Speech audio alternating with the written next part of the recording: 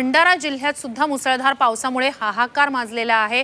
अनेक नद्यांना पूर आलेला आहे। विशेषतः ओपारा भागात सध्या पुरामुळे मोठं नुकसान झालेलं आहे। पुराचा मोठा फटका ह्या ओपारा गावाला बसलेला आहे। तर 300हून जास्त घरांमध्ये इथे पाणी शिरलेलं आहे। 2 दिवसापासून जिल्ह्यात मुसळधार पाऊस होतोय, त्यामुळे ओपारा गावात पूर्णपणे पुराचं पाणी शिरलेलं आहे।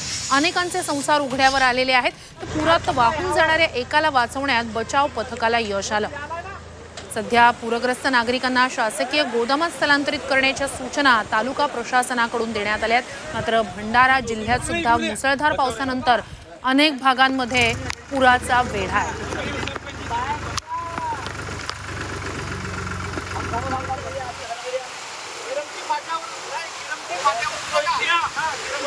सरळ इकडे